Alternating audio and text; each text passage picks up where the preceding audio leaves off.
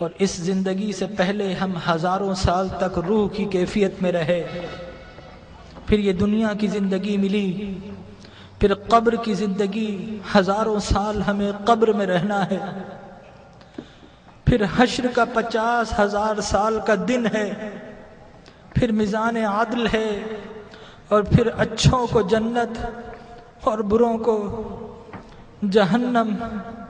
یہ انسانی زندگی کے مراحل ہیں، لیکن انسان کا المیہ یہ ہے کہ انسانی زندگی کا وہ گھر جو سب سے مختصر گھر ہے، انسان نے اسی زندگی کو اپنا سب کچھ سمجھ لیا ہے۔ ہم اس زندگی کے لیے گھر چھوڑنا پڑے تو گھر چھوڑتے ہیں، شہر چھوڑنا پڑے تو شہر چھوڑ دیتے ہیں، وطن چھوڑنا پڑے تو وطن چھوڑ دیتے ہیں، والدین کو چھوڑ دیتے ہیں، اولاد کو چھوڑ دیتے ہیں کہ یہ زندگی اچھی ہو جائے۔ ڈاکٹر کہے کہ تمہارا جسم بیمار ہے، فلاں چیز چھوڑ دو، تو ہم وہ چھوڑ دیتے ہیں، حتیٰ کہ کھانا اور پینا بھی چھوڑ دیتے ہیں۔ لیکن میرے بھائیوں، اپنے دل پر ہاتھ رکھ کر بتاؤ کہ کبھی اللہ اور اس کے رسول کے لیے کچھ چھوڑا ہے؟ اللہ نے کہا کہ برے اعمال چھوڑ دو، تو ہم نے اللہ کے لیے کبھی برے اعمال چھوڑے ہیں؟ اس کے رسول کی محبت کی خاطر کچھ چھوڑا ہے؟ ارے فقط ایک آنکھ جانے کا خطرہ ہو تو ہم ڈاکٹر کے پاس ساری جمع پونجی دے دیتے ہیں، ڈاکٹر کو پیش کر دیتے ہیں، اور وہ رب کہ جس نے بغیر کچھ لیے آنکھ دی، ناک دیا، کان دیے، جسم و جاں دیے، گھر بار دیے، عزت و آبرو دی، جس نے مال و دولت دیا، کیا ہم نے اس رب کی بارگاہ میں کبھی کچھ پیش کیا ہے؟ اپنے دل پر ہاتھ رکھ کر بتائیے، کبھی رات نیند کو قربان کر کے کبھی اس رب کی بارگاہ میں کچھ سجدے پیش کیے ہیں؟ کبھی اس رب کی خاطر آنسو بہائے ہیں؟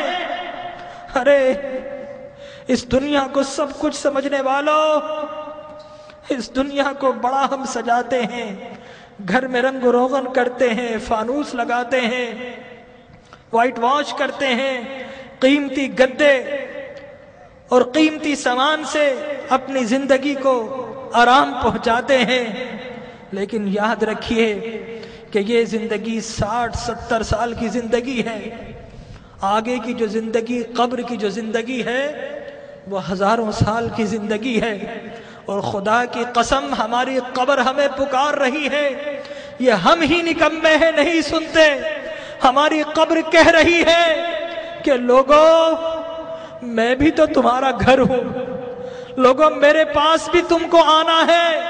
اے دنیا کے گھروں کو سجانے والوں، کبھی میری سجاوٹ کا بھی انتظام کیا ہے؟ اگر نہیں کیا تو یاد رکھو کہ میں اندھیرا گھر ہوں، میرے پاس روشنی نہیں ہے، میرے پاس آؤ تو روشنی کا انتظام کر کے آنا، میرے پاس آؤ تو چراغ لے کر آنا۔ ارے میں تو لوگوں کی پسلیوں کو بھیج دیتی ہوں، میرے پاس تو ڈسنے والے سانپ اور بچھو ہیں، میرے پاس تو اندھیرے ہیں۔ ہماری قبر پکار رہی ہے کہ لوگوں میرے پاس تو سنگریزے ہیں، میرے پاس تو تعفن ہے، پیپ ہے، پس ہے، میرے پاس آؤ تو انتظام کر کے آنا، خالی ہاتھ آئے تو پھر بڑا پچھتاؤ گے، میرے پاس آؤ تو ایک اعمال کا دیا ہاتھ میں لے کر آنا۔ لیکن ہمارا المیہ یہ ہے کہ ہم قبر کی پکار سننے کو تیار نہیں ہیں۔ جو بڑے ہیں وہ اپنے کاروبار میں مست ہے، جو جوان ہیں اپنی جوانی کی مستی میں مست ہیں، اس دنیا کی رنگینیوں میں مست ہیں، اور جو چھوٹے ہیں انہیں کوئی بتانے والا ہی نہیں ہے کہ اس دنیا کے بعد ایک اور دنیا بھی ہے، اس زندگی کے بعد ایک اور زندگی بھی ہے۔ بتائیے، اگر آپ سے کوئی کہے کہ دیوار کے پیچھے کوئی گن لے کر کھڑا ہے تو آپ جائیں گے؟ اگر کوئی کہے آپ سے کہ اس جہاز میں مت بیٹھو، یہ کریش ہونے والا ہے، آپ کبھی نہیں بیٹھیں گے، الٹ ہو جائیں گے۔ تو وہ موت کہ جس کا کوئی انکار نہیں کر سکتا، کیا ہمیں اس موت کے لیے الٹ نہیں ہونا چاہیے؟ ہمارے نبی نے بتایا کہ لوگوں، جو کچھ میں جانتا ہوں اگر تمہیں معلوم ہو جائے تو تم ہنسنا چھوڑ دو، تم رونا شروع کر دو، ہنسنا چھوڑ دو۔ لوگوں، جو کچھ میں دیکھ رہا ہوں اگر تم دیکھ لو تو تم شہروں کو چھوڑ دو اور جنگلوں میں دوڑ پڑو۔ تو آج کی رات ہمیں اپنے رب کو منانا ہے۔ ہم بہت ہنس لیے ہیں، آج کی رات تو کچھ آنسو بہا لیجئے، اپنے رب کو منا لیجئے۔ ارے اللہ کے انبیاء کو دیکھیے، یحییٰ علیہ السلام بچے ہیں، 6-7 سال کے ہیں، زار و قطار روتے تھے، بے ہوش ہو جایا کرتے تھے۔ ایک روز اپنے گھر سے نکل گئے، غاروں میں چلے گئے، ماں باپ ڈھونڈ رہے ہیں، لوگوں سے پوچھتے ہیں 7-8 سال کا بچہ ہے، کسی نے دیکھا؟ ایک چرواہا کہتا ہے کہ بچہ تو نہیں دیکھا، ہاں اس غار سے رونے کی آواز آ رہی ہے، 3 دن سے کوئی رو رہا ہے اور اس کے رونے سے ہماری بکریوں نے کھانا اور پینا چھوڑ دیا ہے۔ ماں باپ اندر جاتے ہیں، دیکھتے ہیں اللہ کے نبی یحییٰ رو رہے ہیں۔ ماں کہتی ہے کہ بیٹا اب تو چلو، اب تو رونا بند کر دو۔ اللہ کے نبی یحییٰ فرماتے ہیں اماں، عذاب قبر سے بچنے کی ضمانت آپ دے دو اور رونا میں چھوڑ دیتا ہوں۔ اللہ اکبر۔ تو آج کی رات اپنے رب سے عذاب کی پناہ مانگنی ہے۔